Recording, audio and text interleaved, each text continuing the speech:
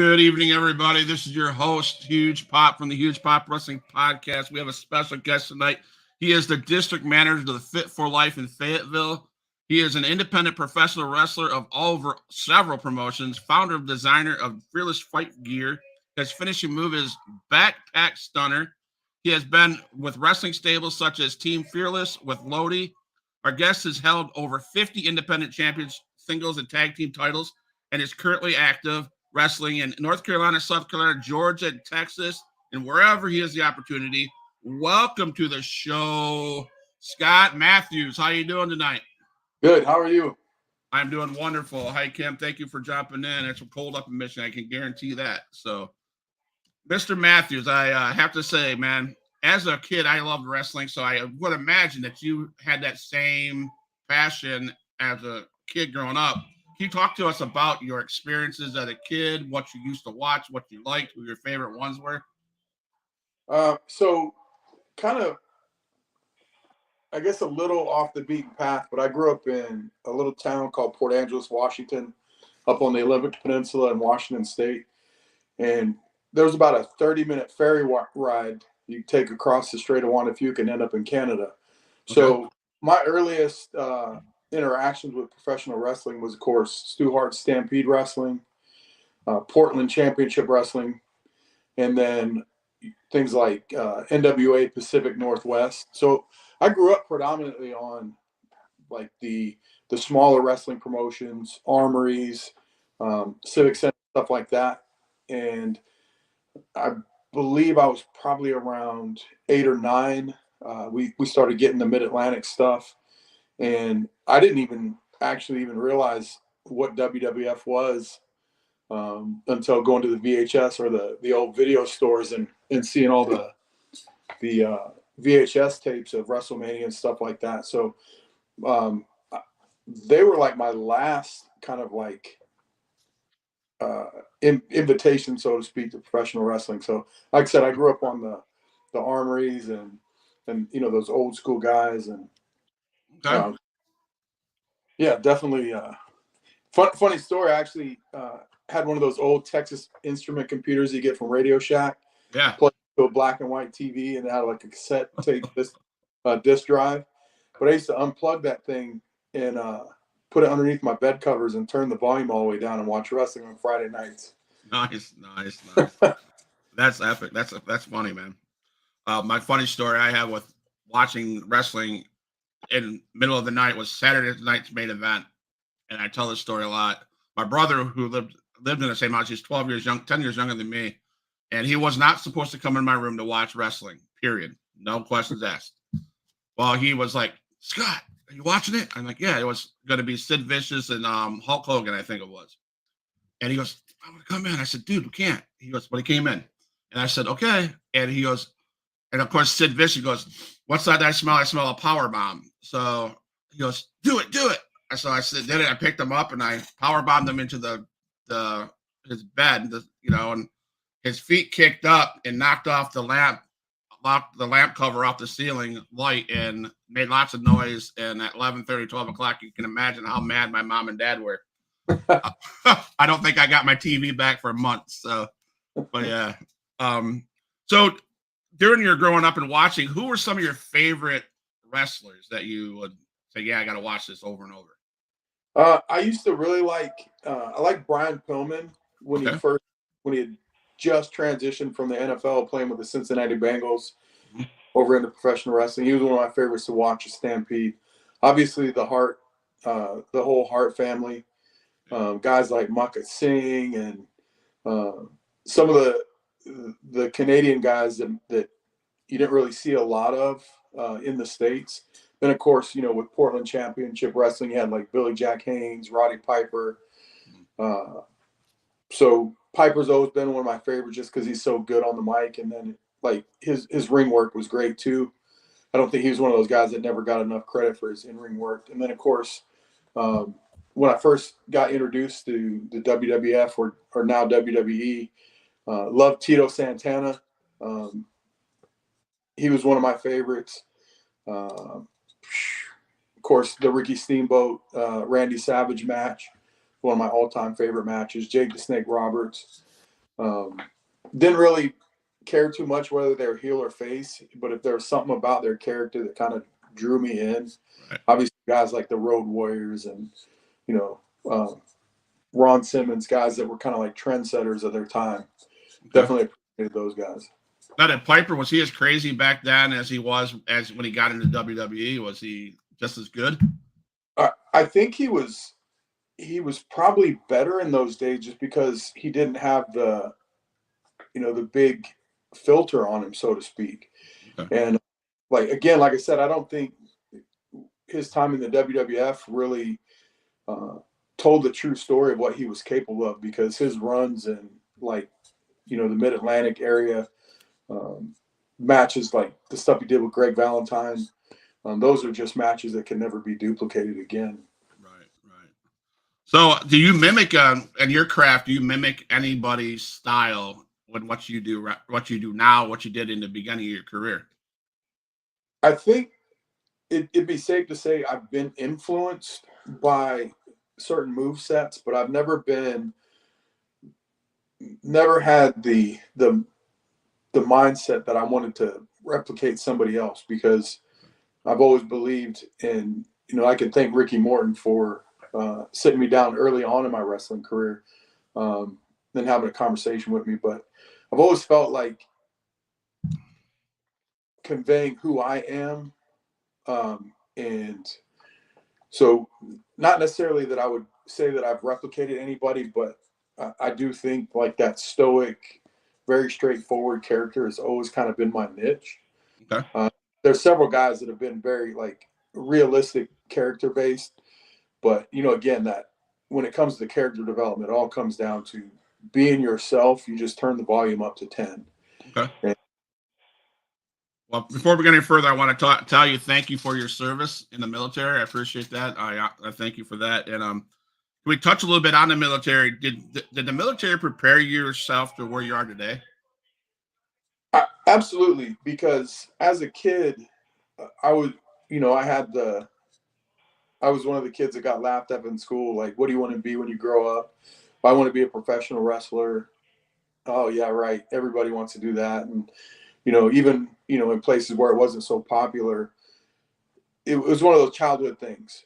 The military really helped me because at the time where I did join the military, the opportunity to go to college and pursue college athletics was a possibility. But I lived in a foster home my senior year of high school, and joining the military for me was kind of like that. It was a personal decision that I made, because if anything went wrong, uh, bad grades, got injured, um, anything that could have derailed, pursuing college athletics got in the way. The concern was not having a safety net. There was no mom and dad to go back home to. And so I made the decision to join the military because I was an adult. I needed to make sure I had food in my stomach, a roof over my head, and job.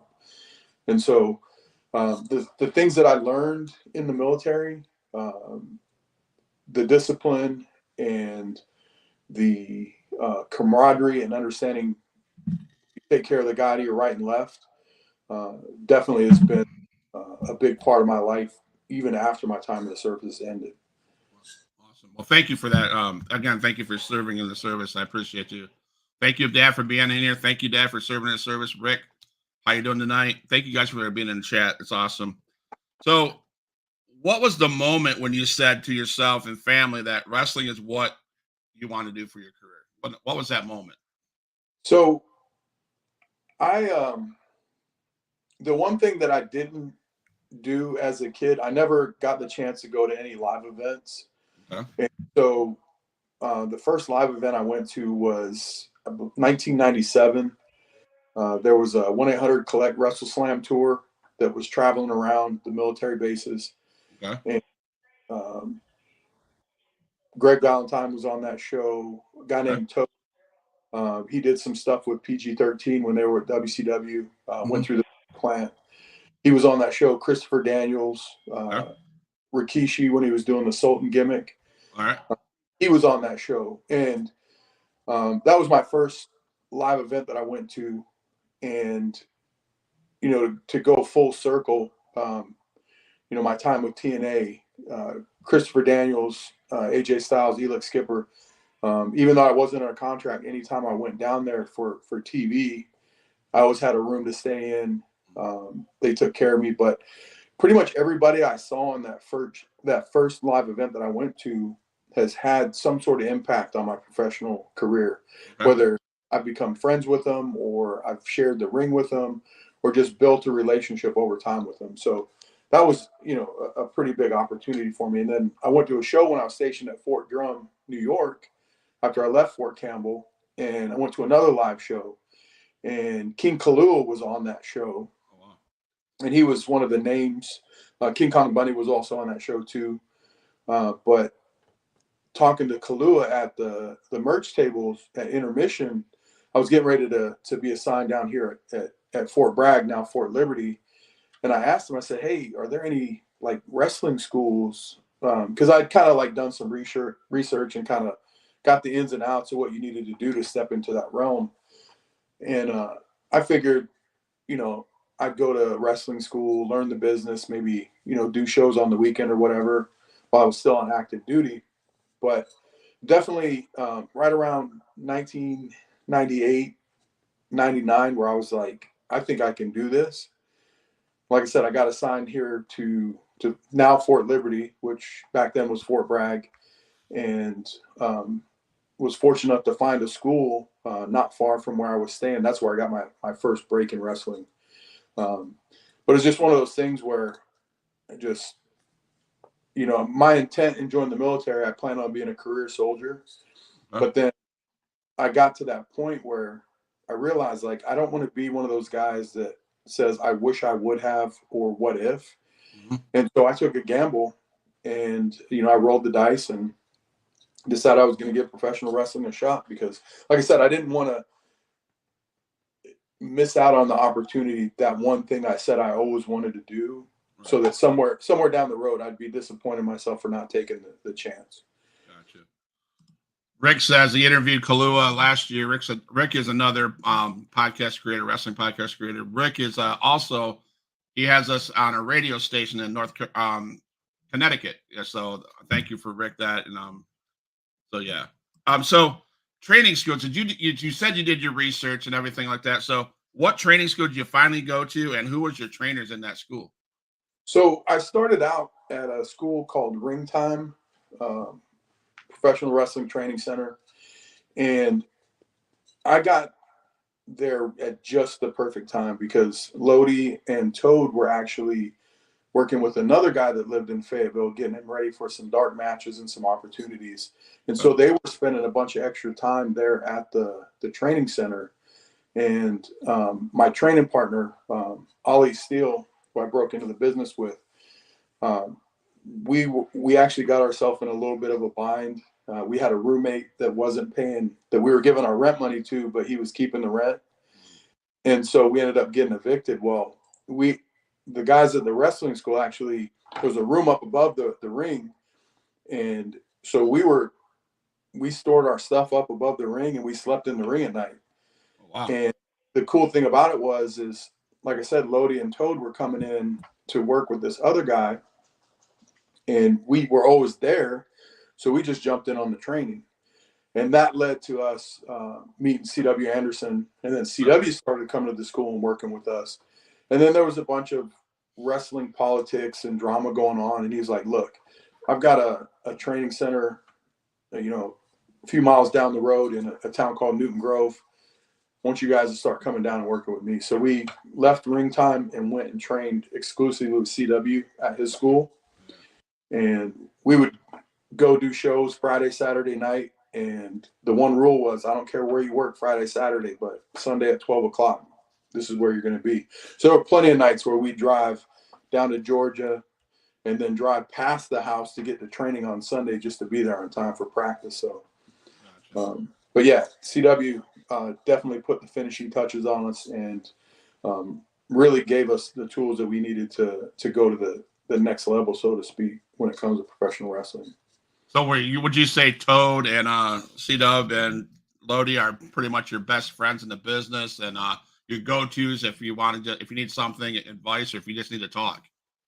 Um, you know, I don't see CW and Toad much anymore, but Lodi and I formed a bond because, like I said, roughly around, you know, somewhere 2005 ish, we started trying to do a tag team thing, and really just have spent so much time on the road together. He's always going to be someone that I consider beyond friends. He's a brother to me. Right. The good thing about at the time that we were training at Ring Time, also Caprice Coleman was coming down there, and he was just, he'd done some stuff with Omega, but still trying to, kind of make his name, and so we got to spend a lot of time with Caprice and develop a relationship with Caprice. But definitely, if I were to name a couple guys that I've just got like a lifelong bond with because of professional wrestling, would be Lodi, Caprice, of course, my training partner, Ollie Steele, and a few other guys here and there. Awesome, man. I get the chance to interview Caprice, I think, in 2 weeks or next week, maybe. I don't know. Can you share some memorable moments of your early career and like your first match and how was that? So my first match was actually pretty cool because another promotion is running the same armory that I wrestled my first match in, and I didn't even actually realize it was the same building until actually it would have been last weekend. We did a show down in Wilmington, and they were like, "Yeah, no, this is the same armory. They just renovated it." But my first wrestling match would have been February of. We started. It would have been February of 2001, and it was for ACCW, Joe Wheeler's promotion. Okay. And I wrestled a guy named Mark Ash. They had a TV. So my first match was like on a local TV program. I think I did 2 matches that night, but it was one of those opportunities where, being in the ring with somebody that had been around for a while but didn't have the level of training that, I was fortunate enough to have at that time. So it really was a good test for me to kind of show people my ability to lead and follow in the wrestling ring, so to speak. So definitely one of those matches that, it wasn't the best first match, but it wasn't the worst either. Right. Okay. But it was definitely a lifelong memory too. All right. Well, I'm gonna say we talked about this last actually on through chat. And I'm gonna laugh at this. I learned today not to trust what Google says, not to trust what Cage Match says, not to trust what Wikipedia says, because I thought your signature move was the Holy Ghost. That's what it says. So can you tell us about your signature move and how it came about and stuff like that? So it's called the backpack stunner, and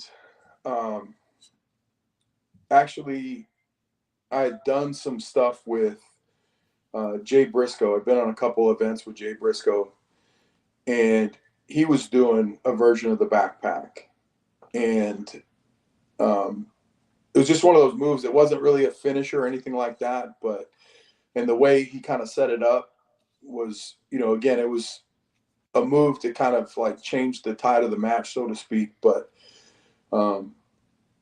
after kind of like adapting it and making it my own, that's when I really felt like I had something that I could work with. But again, it's very simple. Typically, I just pop a guy up on my shoulders and I swing his legs around and catch him before he slides down off my back, and I just lock the head in and I sit down with him. So, very similar to the stunner we all know and love, but that simple little twist of actually wrapping the guy's legs around so that I'm not catching him while he's standing. I'm actually controlling the wrap and the actual finish itself. So how long did it take you to master that? That seems complicated. Well, the basics of the move were pretty simple. It was literally just, walking through it. And I tried a couple different setups until I found the one that I felt worked best for me. Okay. And like I said, just that shoulder setup, almost like it, again, you got Lesnar, the F5, and, John Cena's finish. A lot of guys have used the shoulder load to kind of set up and make Okay. the move look more devastating. And again, at the time when I started doing it, I was pretty big, between like 260, 270. So it just made it look that much more impressive for a really big guy just to pop somebody up in the air and, Right. kind of manhandle them into that actual finish itself. Okay. Um, I know we talked about favorite match or the first match, but matches and other than just other stuff in the business, what would you say are your career highlights? Not just matches, but I'm so proud of this. So I can think of two moments that really just meant the world to me. I've got another really good friend. He wrestled as the bounty hunter, Cowboy Willie Watts. Torn up the road with him several times over the past 24 years. But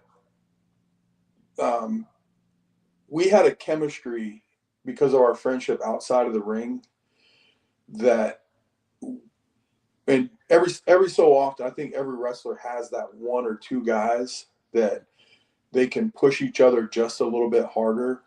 Right. And we all know, the cat's out of the bag, the secret's released. Yes, there is some planning that goes into wrestling matches. Yes, there is a predetermined finish. But with him in particular, we could go just a little bit beyond and hit each other a little bit harder. We trusted each other, we respected each other, and we knew where the boundaries were. And so anytime we had a match, it would really just be a hard hitting extravaganza, so to speak. But we did this match for a softball team. They used to do this annual fundraiser at a school in Seagrove, North Carolina. And we were booked to wrestle each other that night. And the special thing about the match is it was supposed to be a bounty match. And the storyline was that, this manager had I don't know if it was $1,000 or $5,000, whatever it was in this briefcase. And he was actually managing the guy that I was wrestling. And the whole point was whoever beat me up that night, whoever beat me, could get the $5,000 he was holding on to. And Harley was a part of the match, and he actually was my second. So one, to have Harley Race standing in your corner as a manager, but again, just being in the presence of Harley Race was one of those, that's a dream come true for anybody. So we go through the whole match. It was a 2 out of 3 falls match. I actually ended up winning the match. And Harley had just had back surgery. And the plan was that once the match was over, the manager got on the mic, was like, if my guy couldn't get it done, I'll give this money to anybody in the locker room that can come out and take this money. And so they filed out the locker room one by one. I'm dropping guys, putting guys down. And the whole deal was that because Harley had just had this back surgery, I was going to roll out of the ring so Harley could give me the big punch and he could take the bounty. Well, we talked about it beforehand. And again, he just had surgery. There's no way he could get in the ring. And as the match finished, Harley said, don't get out of the ring at the end. I'm coming into you. And Harley made the decision. And he told me afterwards, he said, I was so impressed with what you guys did. He was like, I wanted to pay that respect to you and get in the ring and do this with you. So to have somebody like Harley Race say, doesn't matter what my doctors told me, I'm going to come in there and do this in the rightful place was an honor. You like, I can't even put words to. So yeah, Harley Race rolls in the ring and turned that Hall of Fame ring around and gave me that big punch. And yeah, that's one situation that definitely will be a lifelong memory for me. And probably the other one that sticks out is I had done some stuff with TNA while they were still filming in Nashville. Okay. And so my first opportunity, once they were in Orlando, Bill Behrens called me, said, hey, got a spot for you. And I remember telling the guys, like, I was talking to Elix, talking to AJ, I said, man, if there's one guy that I could have this first match, you know, here in Orlando with, it would be Abyss, right? Just throwing it out there into the universe, so to speak. And sure enough, we get there and, hey, you're with Abyss tonight. And, you know, they kind of gave me the rundown of what they wanted. And I threw some ideas out there and they like, yeah, as long as we see this and this and this from Abyss and you take the big finish, that's all we can do. So we literally built the match off of his signature moves that they wanted to see. Okay. Because he was such a big guy. Yeah. The idea was going to kind of do like that Sean Stasiak, like too dumb to not realize you just got yourself in a bad situation. Okay. Because everybody up to the point that had wrestled Abyss, like they were all scared out of their boots. You know, they're shaking on the entryway. And I just asked, I said, hey, can I be that one guy that runs down there to my death instead of being the coward that's like, I'm not sure about this? Like, sure, let's do it. So I hit the ring and we started small. I hit him, didn't do anything. So I kicked him, didn't do anything. Literally, we just stacked all these strikes up to the point to where, like, I finally, when it was time for him to lay into me, I threw my whole body at him and we just went. But everything, I mean, I couldn't have asked for a better opportunity that night. And get back to the back, and as I'm walking through the curtain, Bill Behrens looks at me and says, if that didn't get you a job, I don't know what will. Wow. And so to hear something like that from somebody that's done so much for the business, was so much of an intricate part of what was going on at the time, that was just one of those things where you finally feel like you've arrived when somebody that knows says something like that to you. So that's definitely one of those moments. Absolutely, man. I have a moment. Do you mind if I share a cool moment that just happened to me like the last 2 weeks ago? Absolutely. So I'm doing this podcast, you know, and we interview lots of people, and I mean, to sit in front of you is just, I'm humbled and it's amazing. And I get this. I'm doing this podcast, and Herb Simmons from SICW from up in St. Louis. He's been in the business for 51 years. He's been with Harley Races, the Bruiser Brodies, the Von Erichs, and stuff like that. He calls me up. He texts me and says, "Can I call you after your podcast?" I said, "Sure." And so he calls me up and he says, "You know who Barbara Goodish is?" Cool. I've heard her name, you know, and I'm like, "Okay, yeah, it's, you know, Bruiser Brody's wife, you know, of course." And he's passed, yeah. You know, he goes, "There's been 5 or 6 people that have wanted to interview Barbara Goodish. She's coming up to St. Louis in this end of this month." And he says, "I want you to have the opportunity to be the first one to interview Barbara Goodish. Do you want to do that?" And I'm like, yeah, you know. So he goes, you don't understand. He told me, he goes, "You don't understand how good you are and how your name is up in the St. Louis area." He goes, "Keep on doing what you do." And he goes, that's the only reason why I wanted to call you, to give you the first opportunity. I'm like, heck yeah. That's awesome. So I'm a little bit nervous going into this because I'm like, Bruiser Brody's wife. I'm like, oh man, you know, but you know, I'm just keep on doing what I'm doing. I prepare myself and we'll go on. So yeah, it's just to hear that stuff. Like you said, dude, be in the ring with Abyss and be that, to have you be able to run down there, and you know, that's incredible, man. That's just so cool. So challenges and overcoming adversity. I know this might lead into a long story, but I was told to give you the time to do this, so I'm going to do that. Um, Wrestling often comes with challenges and injuries. Can you share some obstacles you faced? I know there's a car accident that happened that changed your life. That it was amazing. So if you could share that story, please, man, take your time doing it. I'd love to hear it. So it actually started, the setup for that moment started in 2011. Um, I spent the first 10, 11 years of my wrestling career focused on making it to the big time. Um, you know, I'm one of the long list of guys that I'm sure could say this, where again, I had Dusty Rhodes tell me, um, "You're not going to do any more jobs. We're getting ready to put you on paper, and it's time to start doing different things with you." Johnny Ace uh, told me after a dark match for WWE, um, "Give us 2, 3 months, we'll get you to Louisville."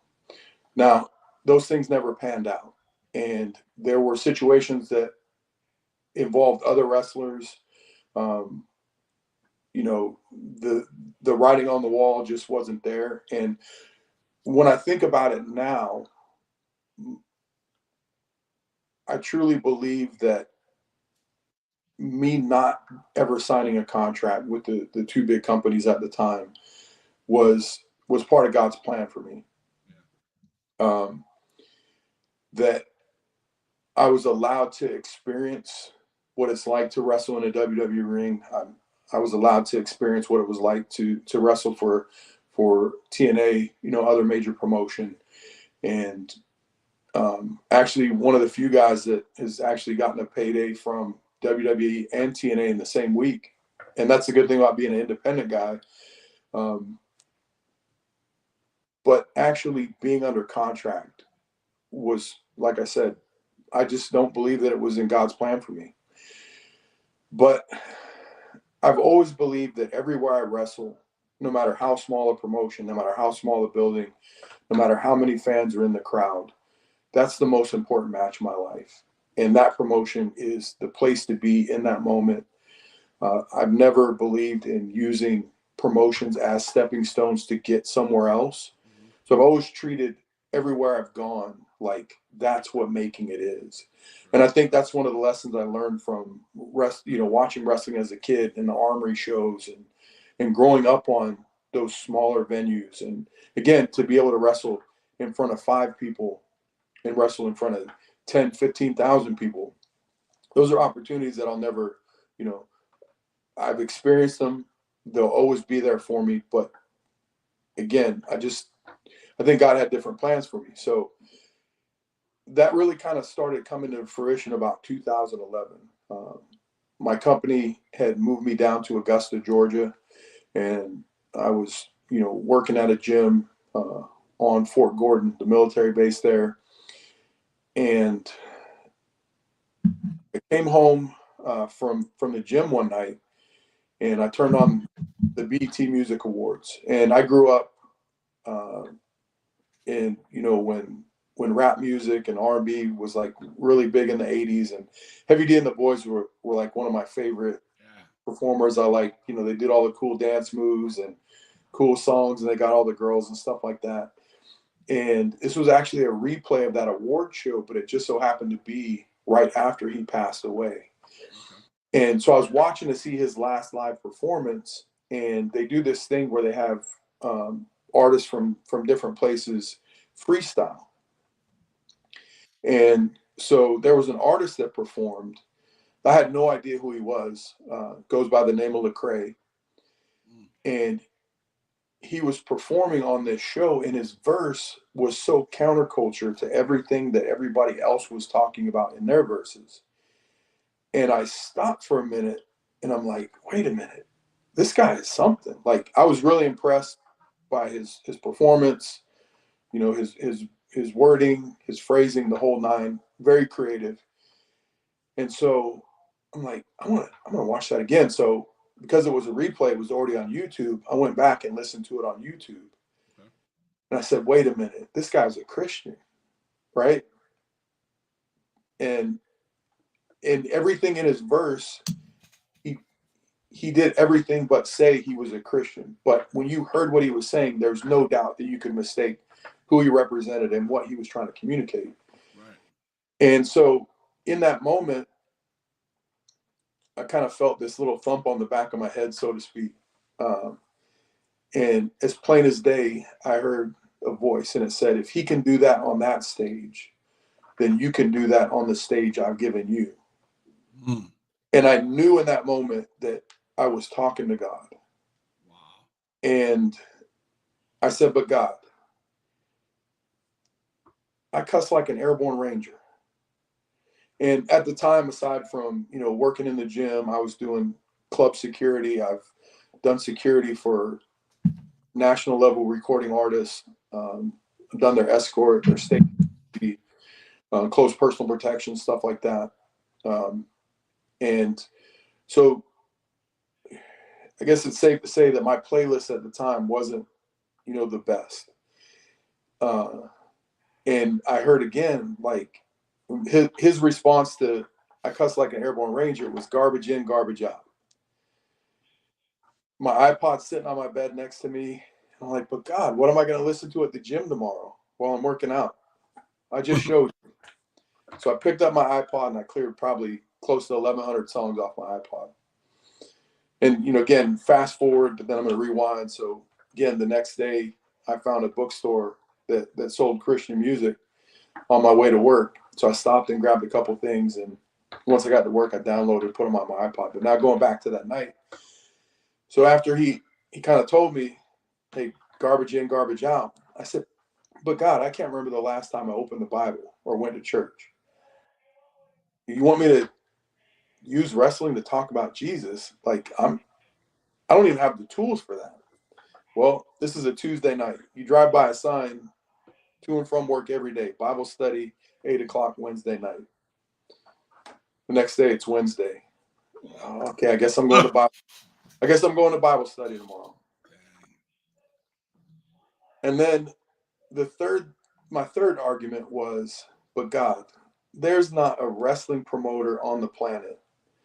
And at the time, I didn't know about CWF. Okay. And they'd been up and running. I just didn't know about them. And I said, but God, there's not a wrestling promoter on the planet that's going to want me to body slam somebody, jump off the top rope in a pair of spandex tight and jump up and start talking about Jesus. And again, as plain as day, just wait for the phone to ring. About 45 minutes later, my phone rang. And it was a promoter calling me. He just started a promotion. I actually knew him because he had worked with another promotion that I'd spent quite a bit of time with in North Carolina. He said, hey, I've got some shows coming up. We'd like to bring you in. This is kind of what we want to do. And I said, well, can I share something with you right quick? And I told him exactly what I just experienced like 45 minutes before that. And he said, oh, you want to come share your testimony after your match? Why not? It's the perfect time. It's the main event. The show's over. The stage is yours. And so I got off the phone with him and I got down on my knees and I just said, God, you win. No matter how much it hurts, I'll serve you. And so the first year that I made that commitment to use wrestling as a platform to share the gospel and to be a positive light, my bookings doubled. The second year, I started getting invited to speak to youth groups, church services on Sunday. My bookings, like I said, tripled at this point. The third year and the fourth year, so on and so forth. And from 2011 to 2015, before the accident, I was probably my most successful time in wrestling. Nothing on TV, nothing for, any major promotions, just opportunity after opportunity to wrestle in front of people and walk and talk my faith out through wrestling and through these opportunities to speak.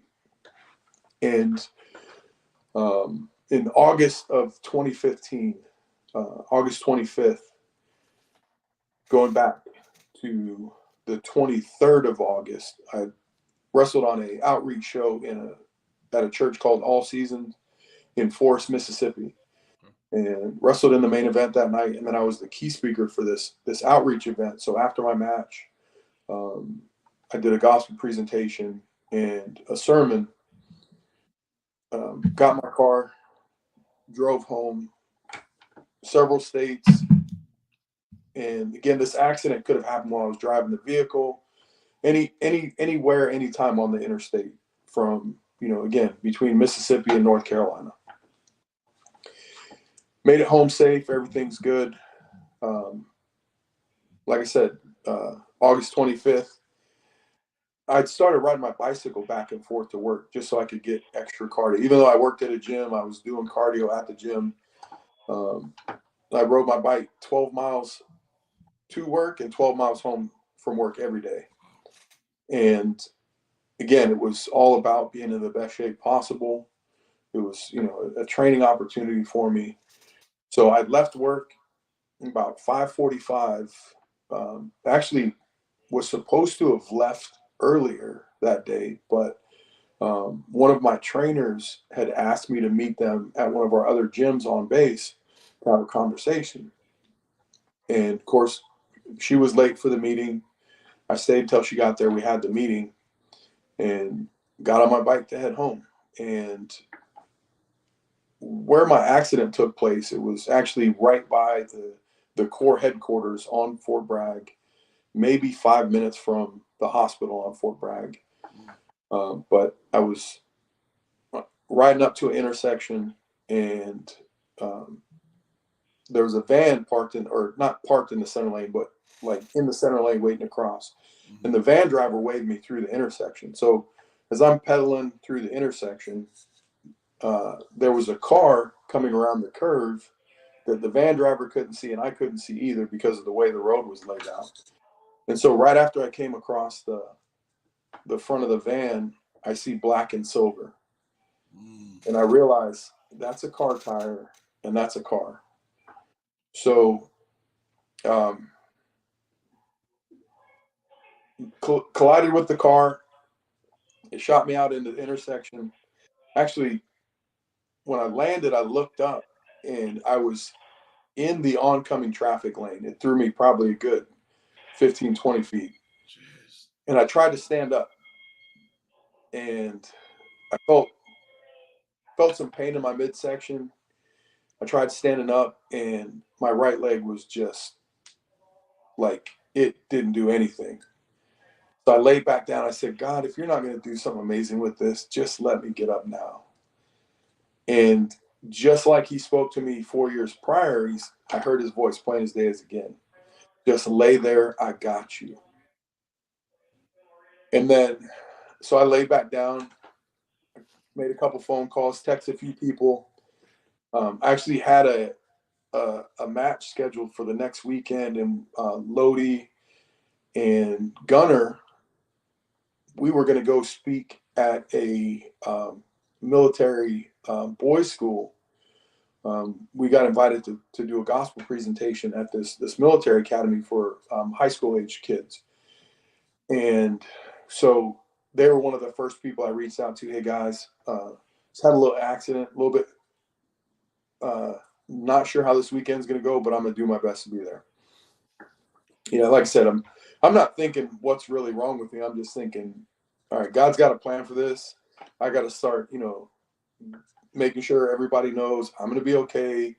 It's just, it's temporary. And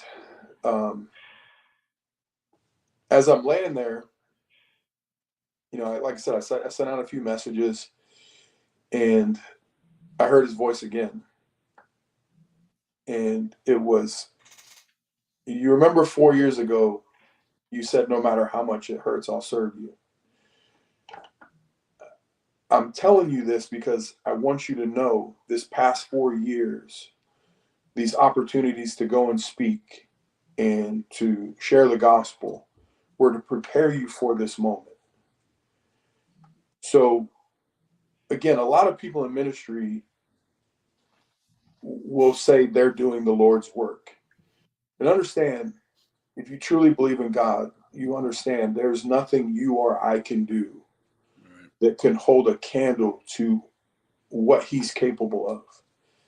Absolutely. And so when you have that moment where you realize, like, I had these opportunities to go and share my faith and to spread the word, but it was to prepare me and my faith to be strong enough to know that in that moment I was going to be okay.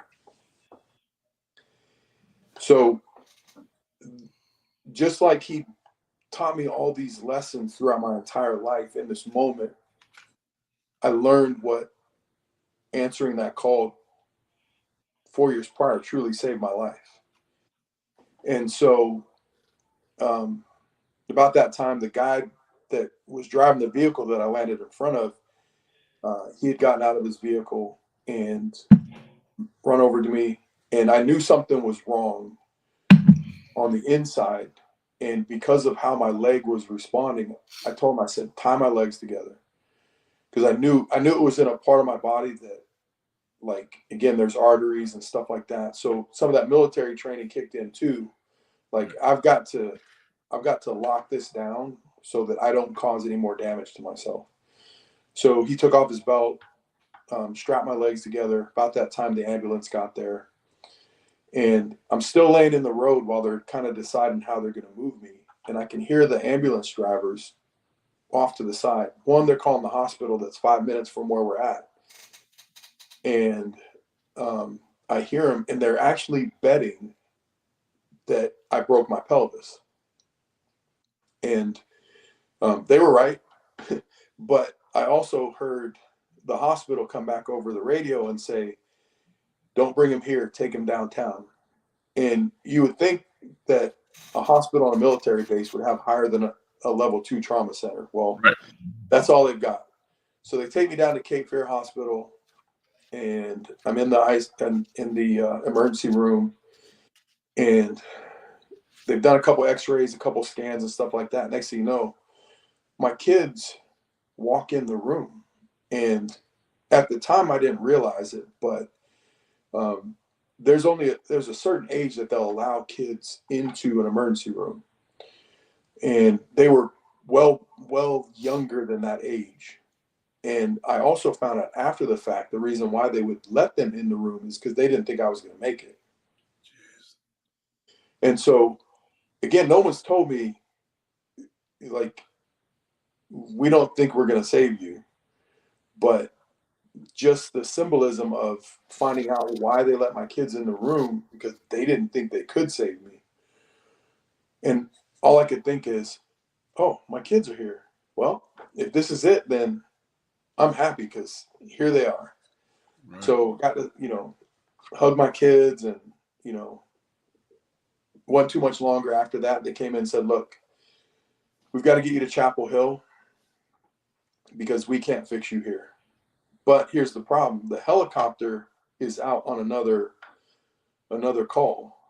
So the only way to get you there is to strap you to the backboard, put you in an ambulance, and they're going to do about 120 miles an hour to get you to Chapel Hill. And of course, they still hadn't cleared my spine. They still hadn't cleared my brain for TBI or anything like that. So up to this point, there was no medication or anything like that. It was just grin and bear it. And so as they're getting ready to transport me, they roll me out into the ambulance bay. And there's two guys standing next to the ambulance. And, again, I'm assuming one's going to ride in the back and then one's going to ride in the front. Well, I know that, again, this was an opportunity for God to kind of show how He works. But I just remember looking at the shorter of the two guys and said, hey, if you guys are driving me, I want him to ride in the back with me tonight. And turns out he was actually the driver. And he was like, well, normally I drive. And, you know, so him and the bigger guy, they kind of looked back and forth. I said, like, I don't know why, but I really believe you're supposed to ride in the back with me tonight. And so finally, like, okay, no problem. So he gets in the back with me, and we start talking, just, you know, just a casual conversation. And again, I know where I got the strength to have that conversation from, but it was one of the easiest conversations I've ever had, you know, talking about family, talking about what we do when we're not in an ambulance. And he shared with me that he had been struggling because he actually lived down in Wilmington and was driving back and forth to Fayetteville every day to work as an EFT while he finished up his nursing degree. And he had a baby on the way, and it was taking a toll on him. Mm-hmm. So I prayed with him, shared the gospel with him, and just, again, saw an opportunity to leave some hope.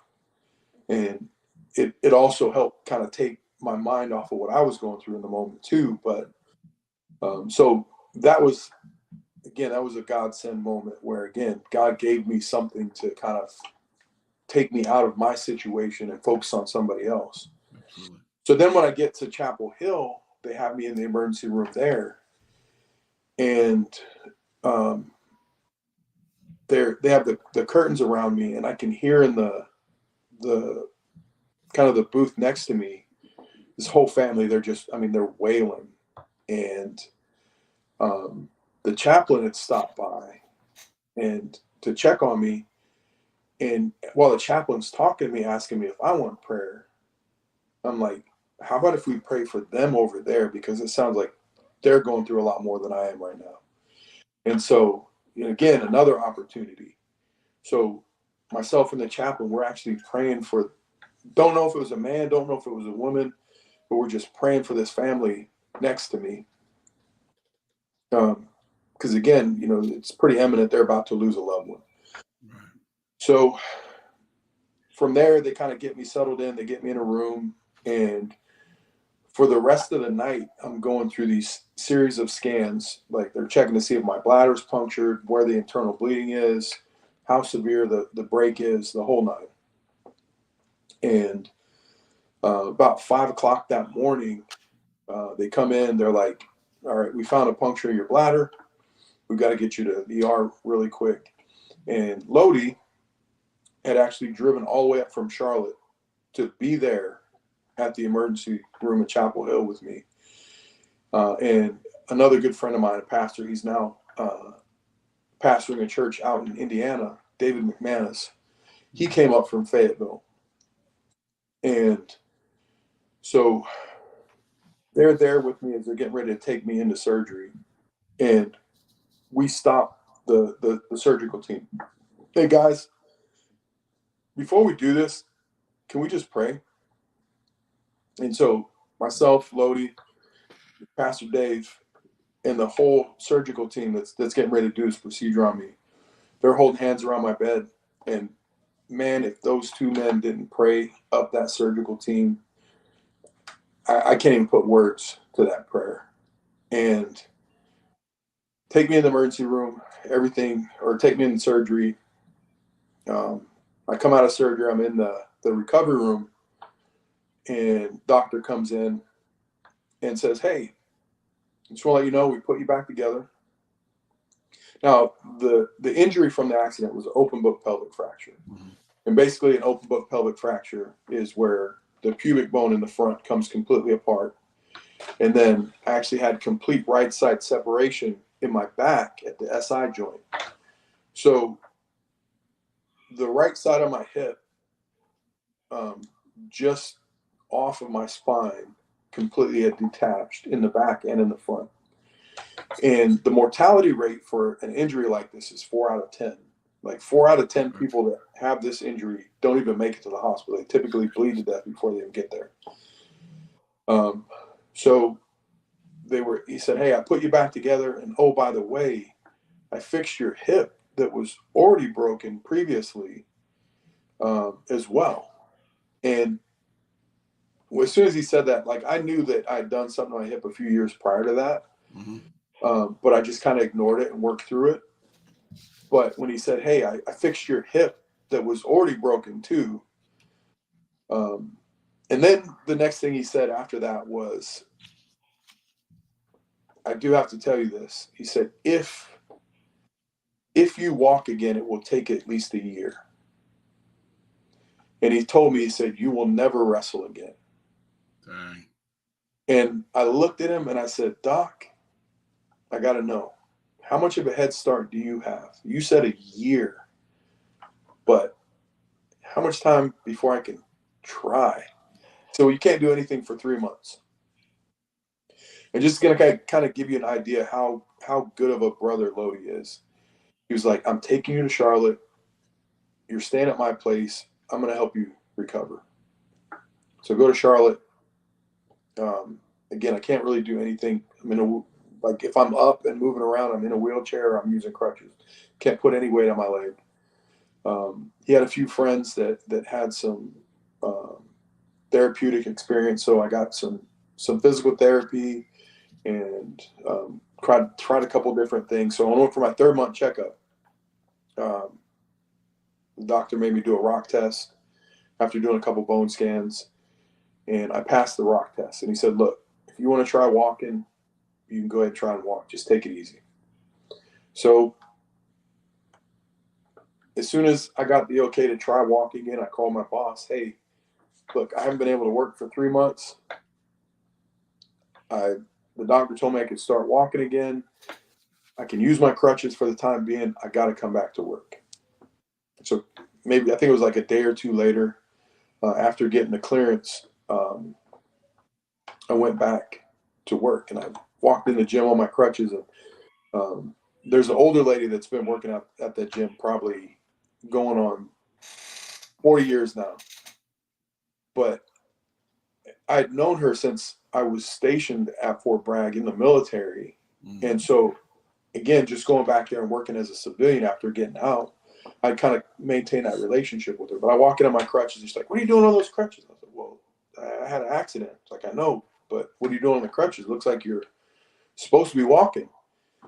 And I said, "Yeah, well, the doctor did tell me I could go ahead and start trying." She's like, "Well, you got a week." And so, not want her to one up me, I'm like, "Give me 3 days." And I went home that night and I was like, "Why am I going to wait 3 days?" So I put my crutches down and I walked down my hallway. It was the worst thing you'd ever seen in your life, but I did it. And I was like, Praise "All right, God. here we." So now keep in mind, it was 3 months and 6 month checkups. Well, my 3 month checkup was actually a few days before the 3 month mark. And I got cleared to start walking again.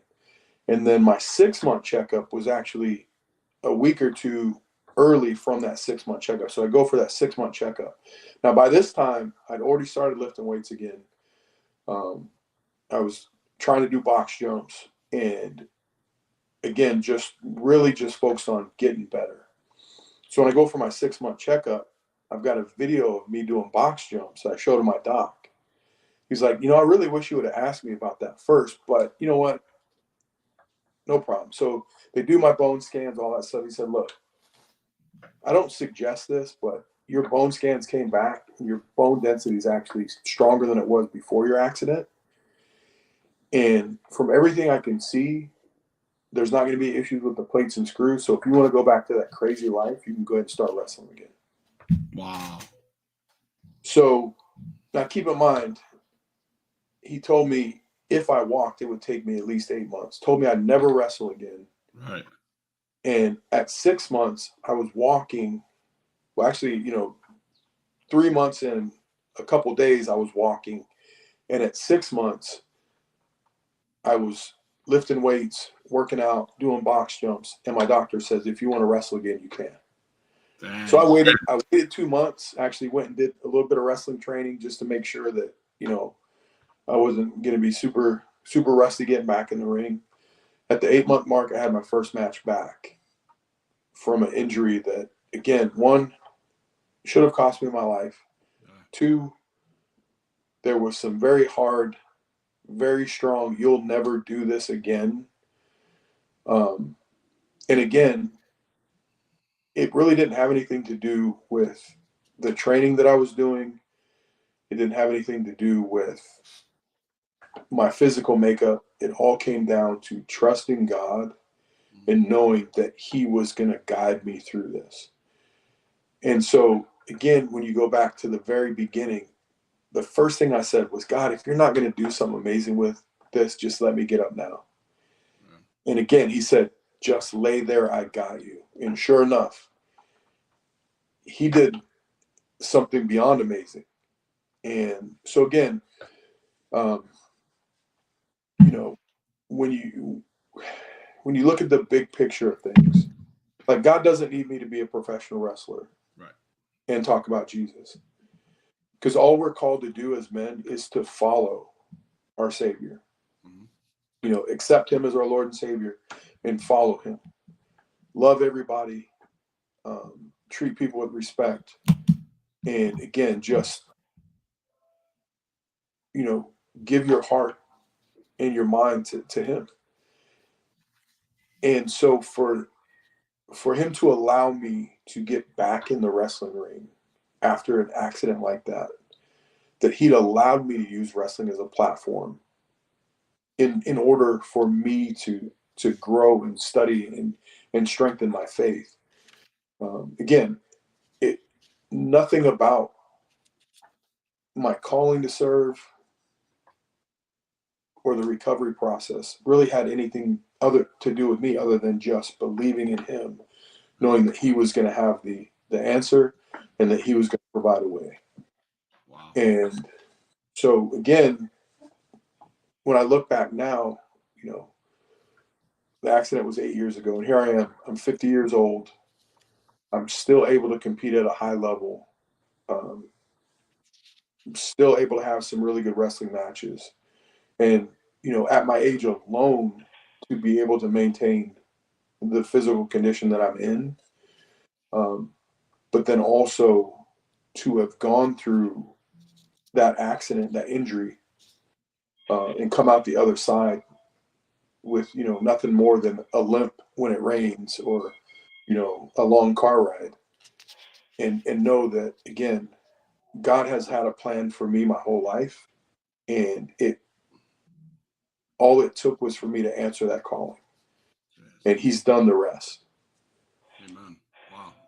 That's impressive. That's amazing. Praise God for that. Thank you. I don't have words except for praise God, man. Oh my gosh.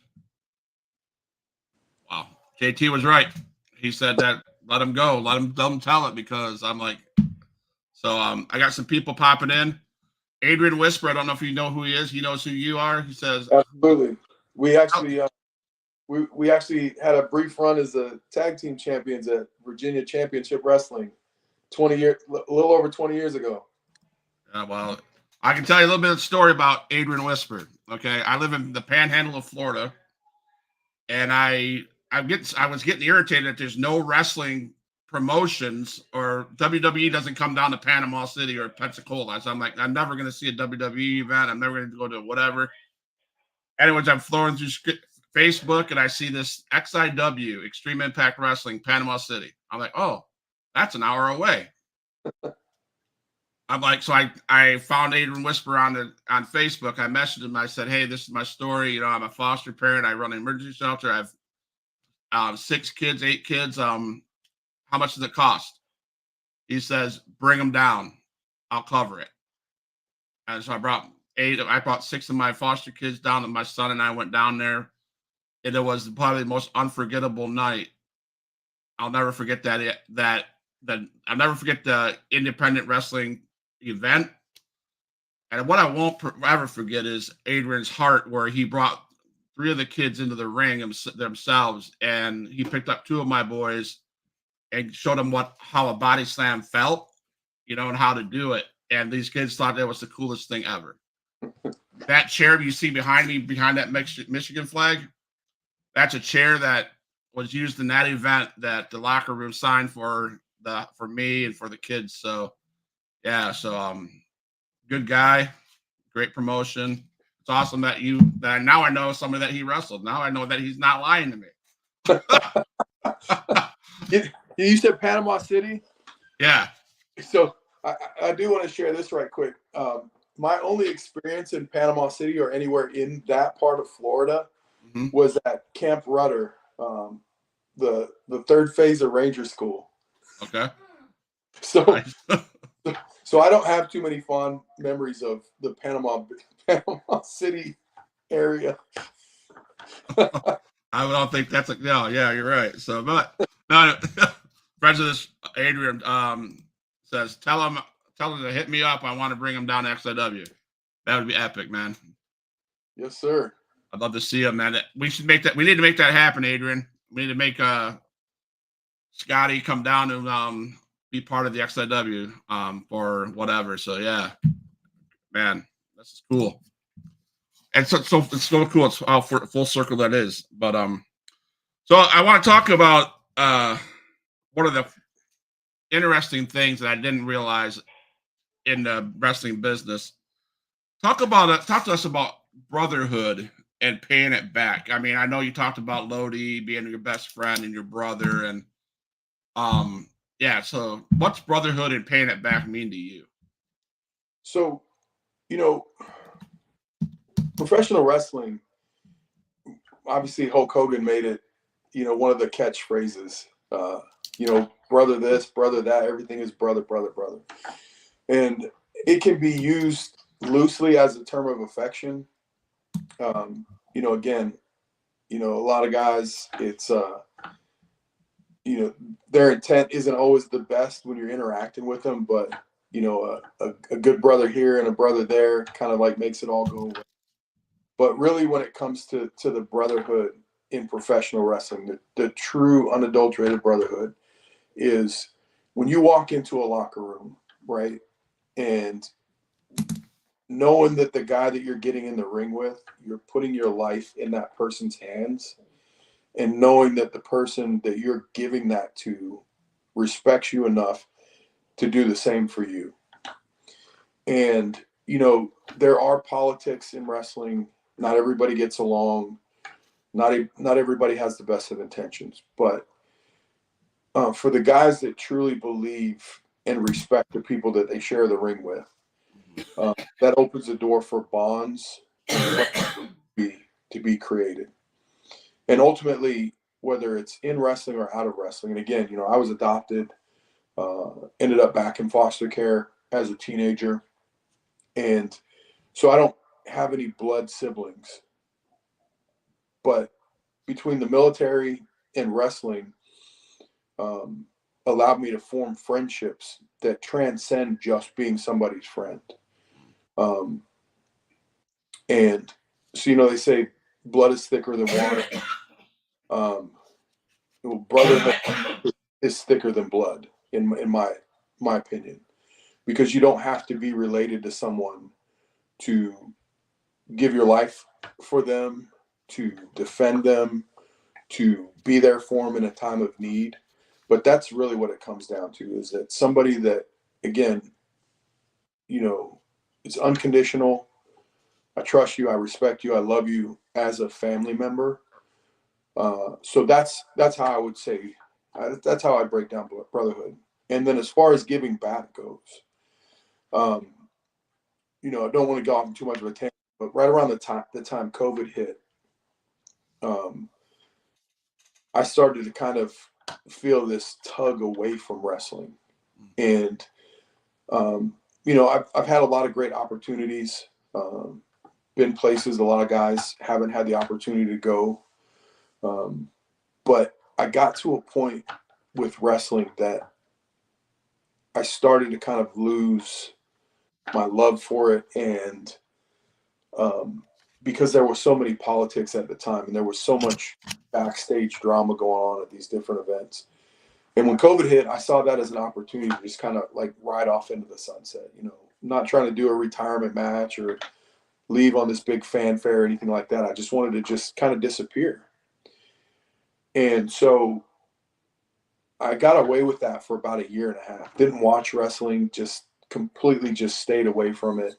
There's a few close friends that I had from wrestling, again, guys that I would consider brothers that I kept in contact with. We didn't talk about wrestling. We didn't watch wrestling together. It was Like literally just how are you doing? What's going on with your life? Let's hang out. Wrestling wasn't involved. Then I watched WrestleMania, and it was one of those, probably one of the best WrestleManias that I can remember.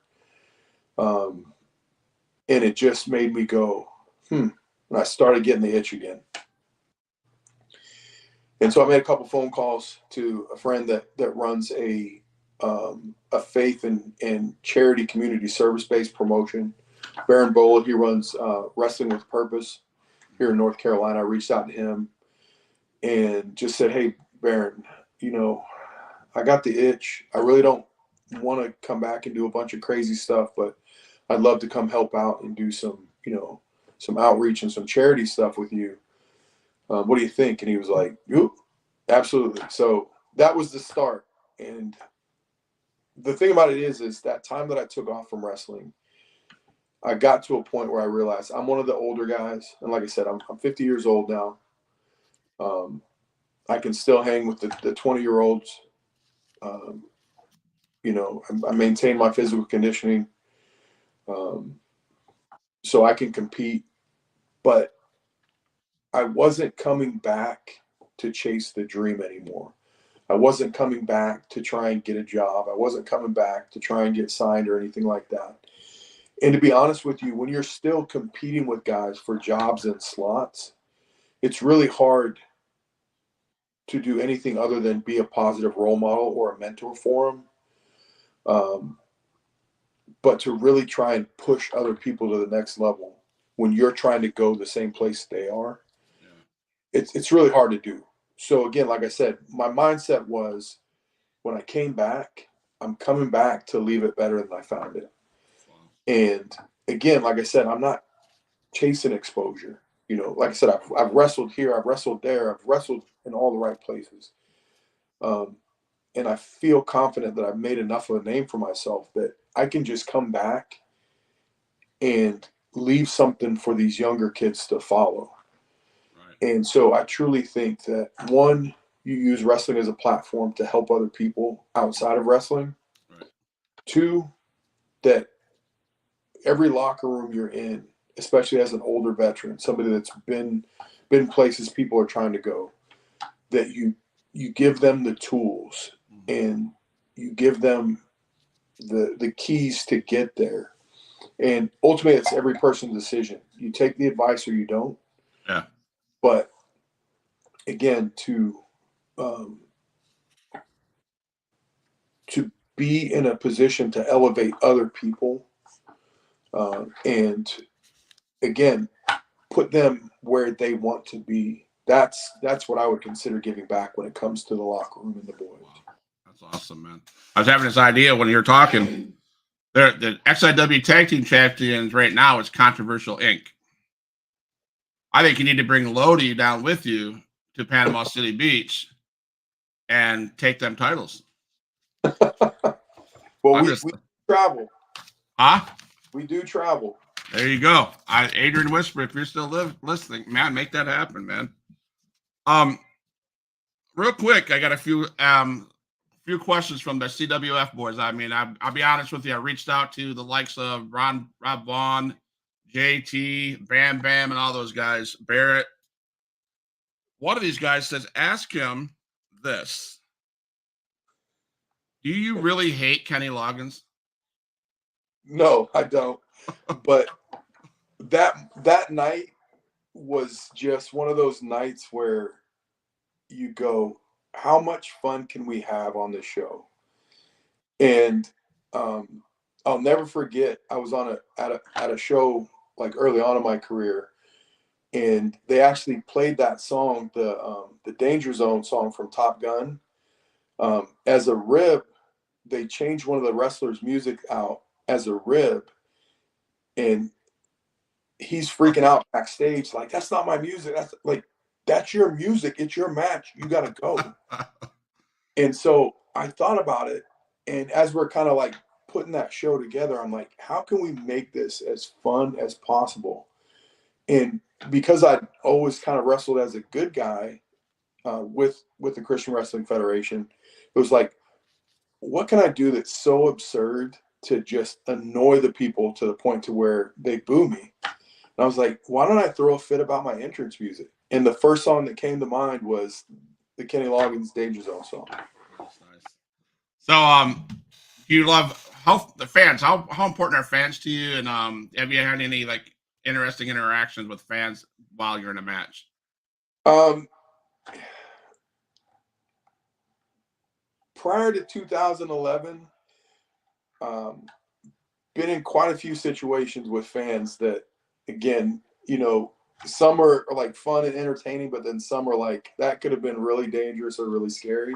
Mm-hmm. So there's a few of those. But as far as how important fans are for wrestling, I mean, fans are the most important part of professional wrestling because one, if they weren't buying tickets, if they didn't love watching it, we wouldn't have a job.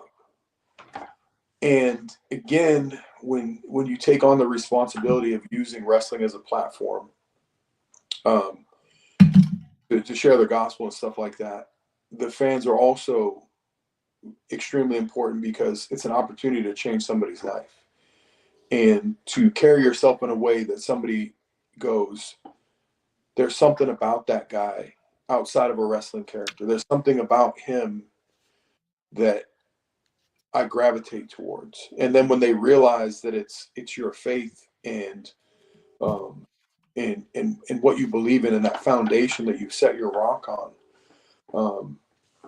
So yeah, I mean, again, they're in my opinion, they're the most important part of the wrestling business.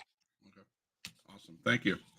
Now, I told you I worked for foster kids, and I sat around the dinner table today, and I asked the kids they could have. Right now I have 5 in the house, so I said you have 2 questions. You can ask our guests 2 questions, and so they started. So here we go. Real quick answers. What's your favorite food? Steak. How much weight can you bench press? The most I've ever benched is 415. Okay. But the older I get, the lighter the weight gets, and I'm all about reps now. All right. Favorite flavor of potato chips? Ooh. Flavor, sour cream and onion. All right. Favorite color? Black or silver. Favorite wrestler of all time? Oh, wow. Favorite wrestler of all time. Well, my very first favorite wrestler was Tito Santana. Okay. Again, everybody else, I liked everybody, but then when I really got to a point to where like there was one guy that I just like, that's the guy, Tito Santana, and then probably Roddy Piper would be he'd be on my Mount Rushmore for sure. Damian Wayne says, I know this dude. Yeah. I know Damian from from the XIW, so love the guy. We've shared the ring a few times over the years. Trying to connect with Damian with the promotion he's with now to get some of his guys on the show. So hope that comes out. So favorite car? Favorite car? I'm a GMC guy. Okay. Favorite? Okay, sorry. GMC guy. Probably my favorite car though. Oof. I'm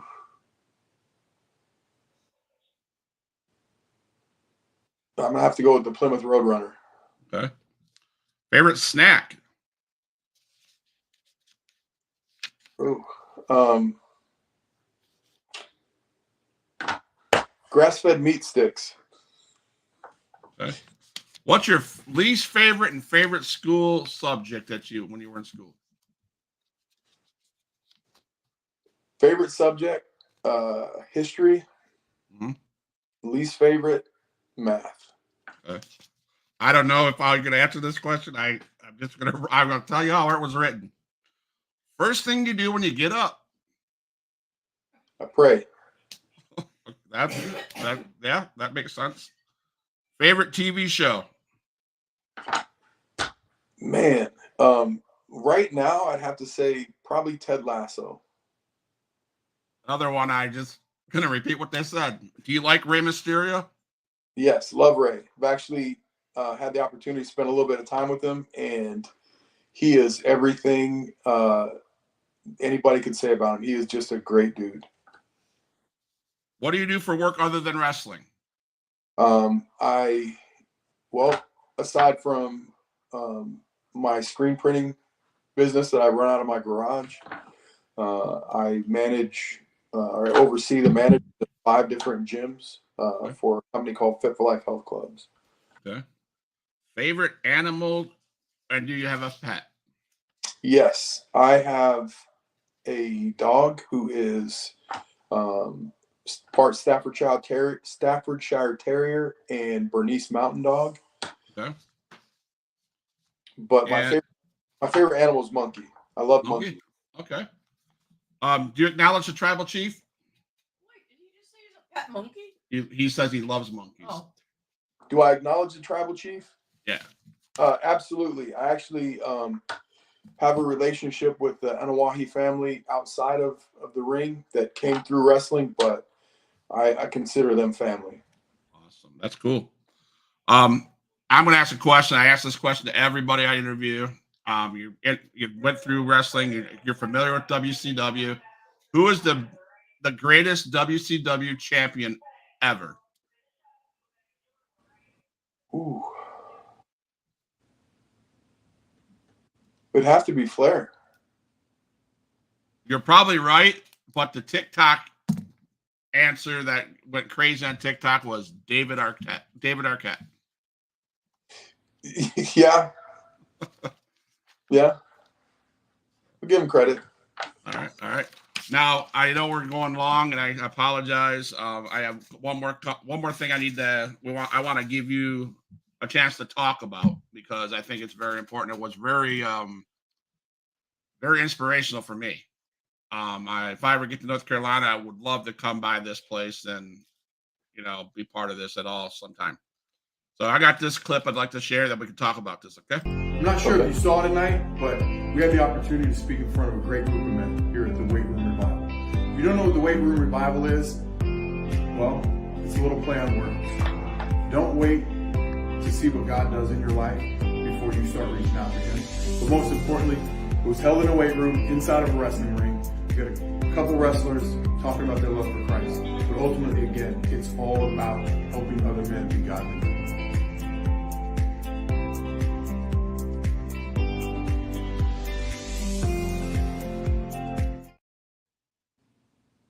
I was extremely impressed with that. Can you tell us about that? Can you talk about the Weight Room Revival? So this kind of goes back to after the last time Lodi and I did the WWE event together. We kind of went our own separate ways for a couple years, and we had everybody has their own struggles. He was going through some things, and I was going through some things. And when we reconnected, right around that 2011 time period, we had a conversation, and that's where we decided to form Team Fearless and start doing tag team matches again. But we had a talk one day, and like I said, it'd been a few years since we'd seen each other, and really hadn't kept in much contact. And it just so happened that we both come to that moment where we knew that we served a higher power, and that we'd made the commitment to serve the Lord, accepted Jesus as our Lord and Savior. In that moment of realizing that, again, you can go to church thousands of times, and there's a big difference between truly developing a relationship with Christ and just going to church. But we both had that aha moment, that wake up call, like we're called to serve. So again, we formed Team Fearless and started again doing tag team stuff to use the wrestling as a platform. But so this was Lodi's brainchild, the weight room revival, and it's actually held at his gym in Charlotte, where it's also the home of the Team Fearless Wrestling Academy. And he had one of those conversations with God where like he just felt God leaning on his heart to do this. So he's been putting it off for a while, and finally he just got to the point where like I'm answering this call, we're doing it. And so he came up with the concept of doing the weight room revival. And what it is it's a meeting for men, and our goal is to share our testimony, share our faith, share our message, and kind of help other men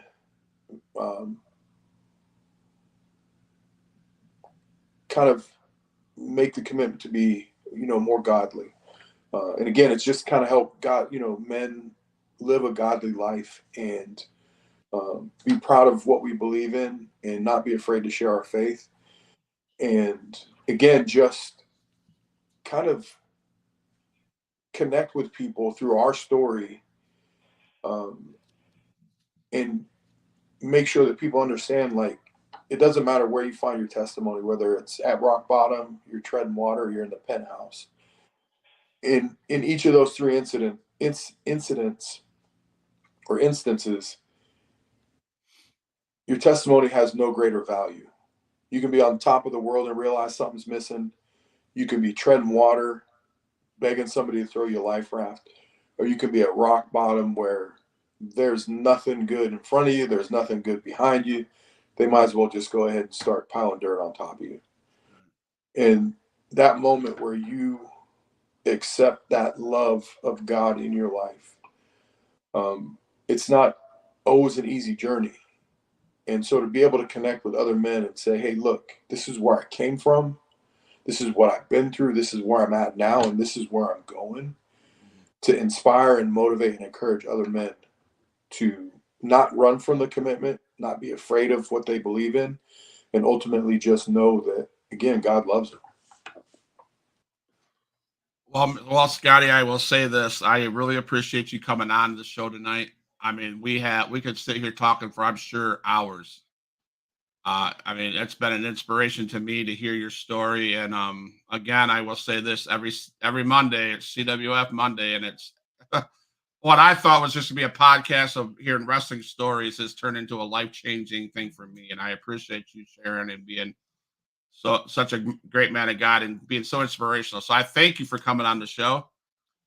I'm going to keep on bugging Adrian Whisper to reach out to you, or you reach out to Adrian Whisper. I think it'd be cool to finally be able to meet you in person. I mean, I'm sitting across the screen from you. That's just great.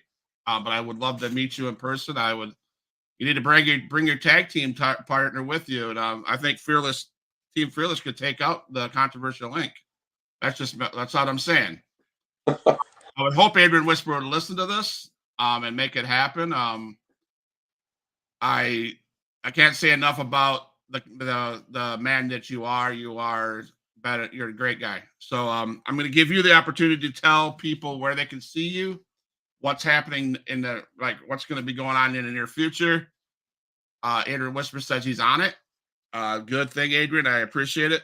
So I'm going to let Scotty Matthews tell you where you can find him, how you can follow him, what's going to happen here in the near future with Scotty. And I'm going to play a song, but please don't go anywhere. Stay in the green room. I want to talk to you after the show's over. So, Mr. Matthews, the floor is yours. Probably the best place to find me is on Facebook right now. I do have an Instagram account, but I don't use it very much. Just Scott Matthews, One Team Matthews on Facebook. I think my next date is in Pembroke, North Carolina for Wrestling with Purpose. For Baron Bullard at the Rescue Squad. Then after that, working with Caprice Coleman for Bubba Amick Promotions. They are their events are right on the other side of the North Carolina border from Charlotte. They're in South Carolina. But yeah, just check me out on Facebook. I normally post dates and posters when they come up. You can message me on Facebook. By then I should have my stuff together and actually remember what my Instagram account is. You can probably find me on a golf course if I'm not in a wrestling ring on a Saturday. All right. Try and play golf as much as possible. Hard to believe it took me 45 years to actually have a hobby that I'm pretty passionate about, but I love golf. So promoters, you throw a round of golf in the booking, just let me know I'm there. All right. We have some great golf courses around Panama City. I'm just saying. Oh yeah, no, that's one of my jokes now. I try and travel with golf clubs all the time. Wrestling, they say never leave home without your wrestling gear. Yeah. Well, now I have my golf bag and my gear bag in my vehicle. There you go. So, Huge Pop Wrestling Podcast fans, we had Scotty Matthews on the podcast. Thank you so much for your stories, Scotty. Thank you for the fans that watched. Thank you for all these guys that went in the chat. Keep on a lookout for it seems like every day Huge Pop Wrestling Podcast has a show on. We love you guys. Hit the subscribe button, follow button, and we'll see you next time. And don't go anywhere, Scotty. All my dogs, make some noise up in this house.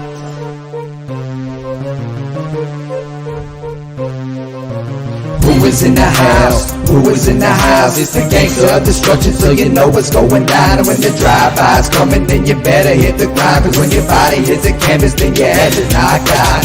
Who is in the house? Who is in the house? It's the gangster of destruction, so you know what's going down. And when the drive-by's coming, then you better hit the grind. Cause when your body hits the canvas, then your head is knocked out. Fight with Adrian Whisper is like a fight with the devil, because when he's dealing with you, you cannot get on this level. Fight with Adrian Whisper is like a fight with a king. It's like a fight with an army. They got the tanks and everything. He's leaving bruises and stitches, possibly leaving you crippled. Cause when he sets up the table and sends you straight through the middle.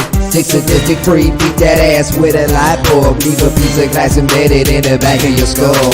Who is in the house? Who is in the house? It's the gangster of destruction, so you know what's going down. And when the drive-by's coming, then you better hit the ground. Cause when your body hits the canvas, then your ass is knocked out. Who is in the house? Who is in the house? It's the gangster of destruction, so you know what's going down. And when the drive-by's coming, then you better hit the ground. Cause when your body hits the canvas, then your ass is knocked out.